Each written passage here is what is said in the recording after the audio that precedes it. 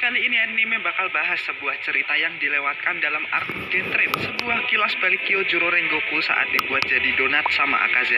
Chapter ini menceritakan kisah perjalanan seorang Kyojuro Rengoku sebelum dia menjadi seorang Hashira. Semua cerita ini dibahas dalam chapter kisah Kyojuro Rengoku dan akan anime ceritakan semuanya di sini. Sebelum mulai kalian bisa like, komen, dan beli sarapan di tukang bubur biar dia bisa naik haji. Oke, let's go. Cerita ini diawali dengan Kyojuro yang sedang melatih murid kesayangannya yaitu Mitsuri Kanroji.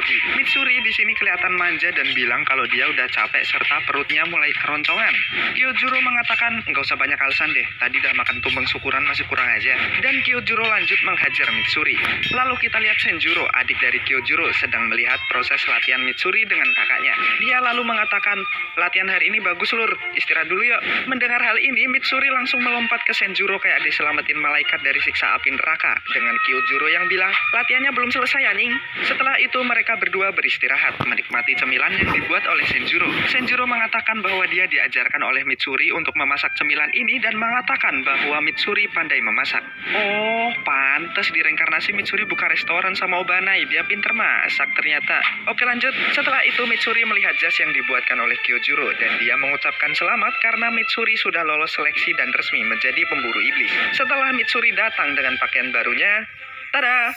Rengoku kaget karena baju Mitsuri yang menunjukkan kebesarannya. Mitsuri lalu bilang, "Tapi kata Kakushi ini pakaian resmi kok." Mendengar kata-kata itu, Kyojuro mengatakan, "Oh, resmi. Oke lah kalau begitu." Adiknya di sana pelongo-pelongo kayak baju macam apa ini, cok? Di tengah waktu istirahat itu datang burung Kasugai milik ayahnya yang mengatakan bahwa akan ada rapat para Hashira. Dan para Hashira diharapkan berkumpul di markas pemburu iblis. Mendengar berita ini, Kyojuro berniat untuk memberitahu ayahnya. Namun saat dia memberitahu ayahnya tentang berita ini, dia malah dimarahi dan mengatakan Kyojuro bisa berangkat ke sana menggantikan ayahnya jika dia mau. Sedikit informasi, ayah Kyojuro di sini masih berstatus sebagai Hashira api, tapi dia sudah tidak memiliki keinginan bertarung setelah kematian istrinya Ruka Rengoku. Dia sering menjalankan misi sambil mabuk-mabukan dan tidak serius. Dia bahkan tidak membunuh dan membiarkan iblis Lower Moon kedua melarikan diri. Kembali ke obrolan Kyojuro dengan ayahnya bilang kalau Kyojuro nggak bakal jadi orang yang hebat. Dia juga bilang kalau pernapasan api, Hashira, semuanya itu tai. Berpindah ke markas pemburu iblis saat para Hashira berkumpul, Kagaya mengatakan jika Muzan mulai menambah kekuatannya dan dia akan memberi tugas lebih banyak pada para Hashira. Lalu Sanemi, dia bertanya-tanya kenapa ada pemburu iblis yang tidak berpangkat Hashira ada di rapat ini. Belum sempat Kyojuro berbicara, Sanemi bilang, "Oi, emangnya lu cocok sejajar sama Hashira di sini?" Kyojuro yang baru pertama kali bertemu Hashira merasakan tekanan yang begitu tinggi, tapi energi positifnya mengalahkan itu semua. Dia melihat penampilan para Hashira yang berbeda-beda, tapi dia merasakan bahwa mereka semua saling mendukung satu sama lain. Di sini Kagaya memperingatkan Sanemi untuk tidak kasar pada Kyojuro dan menyuruh Kyojuro untuk menjelaskan apa yang terjadi pada ayahnya sang Hashira api. Kyojuro mengatakan setelah kematian ibunya, ayahnya sudah tidak memiliki keinginan untuk bertarung dan selalu mengurung diri di dalam kamar. Selain itu, ayahnya juga sekarang mabuk-mabukan. Mendengar penjelasan itu, Gyomei agak berduka menyadari bahwa Shinjuro sudah menjadi Hashira cukup lama. Lalu Uzui mengatakan bahwa Shinjuro memberi contoh yang tidak baik pada rekannya dan mempengaruhi moral mereka. Uzui juga mengatakan mending dia pensiun dengan cara yang flamboyan. Sanemi berkomentar, "Hashira kita nih hilang satu, tapi kalau Hashira kang mabuk juga nggak guna coy." Lalu Kyojuro dengan lantang mengatakan, "Tenang selur, kalau Aing jadi Hashira pasti bapak Aing bakal balik lagi motivasi hidupnya." Sanemi yang emang gampang naik darah bilang, "Jadi Hashira nggak segampang itu bitch."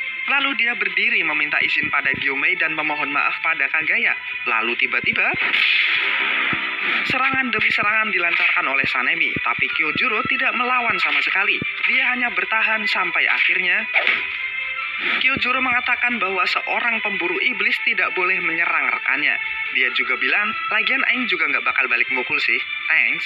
Dia masih mengucapkan terima kasih bahkan setelah dipukul berkali-kali. Melihat kejadian ini, Shinobu mengatakan bahwa Kyojuro agak aneh. Tapi Uzui dia bilang, "Anjay, nih orang bisa nahan serangan Sanemi. Rambutnya juga flamboyan, suka."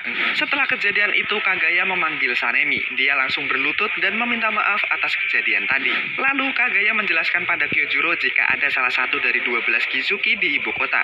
Dan dia ingin Kyojuro menyelesaikan menyelesaikan misi ini. Semua Hashira kaget. Shinobu mengatakan, "Oh ya kata sama, bukannya kalau iblis bulan harusnya Anda memerintahkan kita sebagai Hashira?" Kagaya menjawab bahwa itu di luar wilayah dari para Hashira lainnya, dan wilayah yang ditugaskan adalah daerah dari Shinjuro, ayah dari Kyojuro. Kagaya juga mengatakan pada Kyojuro, "Kalau ente mau jadi Hashira, jangan cuma ngomong, buktikan."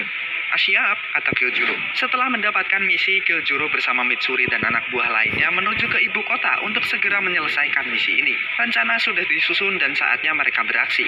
Di tengah jalan, Mitsuri dengan tubuh gototnya ditabrak sama bocil. Karena mungkin ngerasa kayak nabrak tembok Cina, bocil itu menangis dan sang ibu datang. Ibunya marah-marah. "Anak salah saya apa? Anak apa salah? Anak gue lu apain anjing?" Mitsuri belum sempat menjelaskan, si ibu itu ngomong lagi. "Apa-apaan nih bawa pedang? Rambut aneh, penculik ya? Gue telepon polisi lu." Di tengah keributan itu, Kyojuro datang dan bilang, "Punten mamang, anak ibu tadi kepleset terus jatuh sendiri, bukan gara-gara mbak-mbak ini." Hal tadi membuat Mitsuri minder dengan penampilannya. Menyadari hal itu, Kyojuro mengatakan pada Mitsuri penampilan itu bukan segalanya. Jangan minder hanya karena tampilanmu kurang sempurna. Di tengah motivasi super itu, Mitsuri dengan cepat ingin menuju ke tempat kejadian. Hampir saja Mitsuri kena headshot. Dengan kecepatan kilat, Kyojuro datang ke tempat pelaku penembakan. Dan ternyata itu adalah lowerman kedua, Hairo. Sedikit mengingatkan, iblis ini adalah iblis yang dibiarkan melarikan diri oleh ayah Kyojuro. Lanjut, Hairo mengatakan bahwa akhirnya dia bisa bertemu lagi dan membalaskan dendamnya. Kyojuro bingung karena ini adalah pertama kali mereka bertemu. Mungkin Hairo menganggap yang dihadapannya adalah Shinjuro yang dulu hampir membunuhnya. Menyadari bahwa Kyojuro tidak bisa mengingat dirinya, membuat Hairo tidak bisa mengendalikan amarah dan menembak kepalanya sendiri. Informasi tambahan sedikit lagi, Hairo sejak manusia tidak bisa mengendalikan amarahnya, dan saat jadi iblis dia akan menembak kepalanya sendiri jika amarahnya sulit dikendalikan.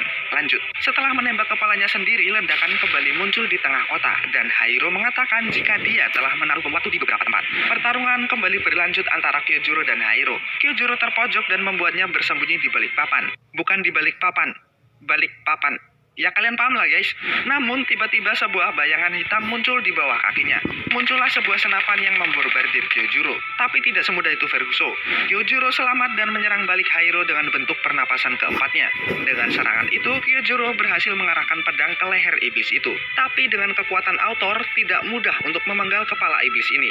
Pedang Kyojuro tersangkut, seperti tertahan dan tertelan oleh teknik bayangan iblis ini. Kesempatan ini digunakan Hairo untuk mengeluarkan dinamit yang meledak saat itu juga. Ledakan itu terdengar oleh Mitsuri. Menyadari bahwa lokasi itu adalah tempat gurunya bertarung, Mitsuri mendatangi tempat itu. Ternyata Hairo masih hidup. Dia berhasil meregenerasi setengah tubuhnya yang hilang. Dia muncul di belakang Mitsuri, menjambak dan menodongkan pistolnya di kepalanya. Kembali dengan kekuatan autor, surprise motherfucker, Kyojuro masih selamat dari ledakan walau tubuhnya berdarah-darah. Dia berhasil menyelamatkan Mitsuri dan menyuruhnya untuk mencari bom waktu yang ditaruh oleh Hairo. Tapi jelas Hairo tidak akan membiarkan hal tersebut. Dia mengeluarkan teknik darah iblisnya, bayangan serigala. Dan serigala itu selain menyerang Kyojuro, dia juga akan menyerang para pemburu iblis lainnya. Kita pindah ke Mitsuri. Setelah mendapatkan perintah, Mitsuri segera mencari bom tersebut. Saat mendapatkan bom itu, segerombolan bayangan serigala tiba-tiba muncul dan menyerangnya. Mitsuri yang belum bisa menguasai pernapasan api tidak bisa menebas serigala ini. Di saat yang bersamaan, dia melihat ibu dan bocil yang menabraknya tadi juga diserang oleh serigala. Dia melihat sang ibu mencoba untuk menyelamatkan sang anak, tapi sang anak tidak mau kabur dan mencoba menyelamatkan sang ibu.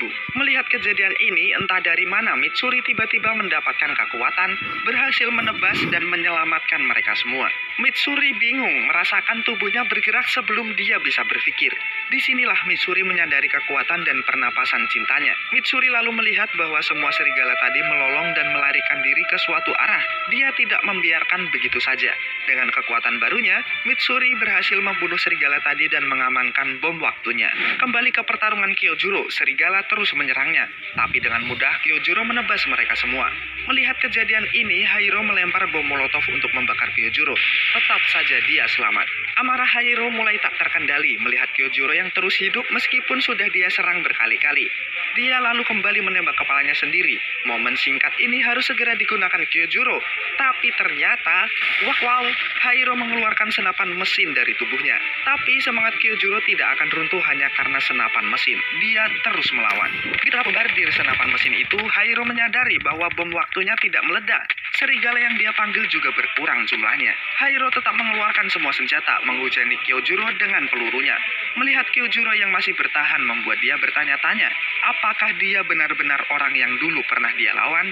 Dia merasa yang ada di hadapannya adalah orang yang jauh lebih kuat dari yang dulu dia pernah lawan. Peluru Hairo akhirnya tidak ada yang tersisa lagi. Lalu Kyojuro mengatakan, "Dah kelar bro." Kata-kata itu membuat Hairo ada di puncak amarahnya. Peluru sudah habis, dia tidak bisa menembak kepalanya lagi. Yang tersisa hanyalah sebuah pedang usang yang dia gunakan dahulu waktu menjadi manusia. Kyojuro lalu menyergap Hairo dan berusaha memenggalnya. Namun hal itu tidak bisa terjadi. Hairo memanggil semua bayangan untuk bergabung dengannya dan menjadi serigala raksasa. Pedang usangnya juga menjadi sebuah pedang besar yang siap menghancurkan siapapun. Pertarungan kembali berlanjut antara Kyojuro dengan bentuk akhir Hairo. Pertarungan berlangsung sengit. Kedua pihak saling menyerang tanpa ampun, hingga akhirnya Kyojuro mengeluarkan teknik ultimate, pernapasan api bentuk ke-9, Purgatory. Dan akhirnya setelah pertarungan sengit ini diakhiri dengan Kyojuro sebagai pemenang dan Hairo masih sempat memuji keahlian pedang Kyojuro sebelum dia melebur menjadi debu. Setelah kejadian ini, Kyojuro kembali dipanggil ke markas pemburu iblis dan resmi diangkat menjadi seorang Hashira api. Dengan resminya Kyojuro menjadi Hashira, harapan Kyojuro membuat mendiang ibunya bangga menjadi nyata. Walaupun akhirnya jadi donat, tamat. Yush, itu dia kilas balik yang terjadi pada Rengoku di Arc Mugen Train. Ya, anime juga tahu kenapa ini nggak diceritain karena ceritanya panjang banget. Jadi mungkin agak kepanjangan juga kalau diceritain jadi satu di Arc Mugen Train. Ya, semoga hidden chapter ini bisa diangkat sama Gotoge Sensei jadi movie deh ya. Soalnya ini keren banget coy. So thank you guys udah dengerin cerita ini. Next time mungkin anime bakal cerita lagi hal-hal seru lainnya di Demon Slayer atau anime lainnya juga.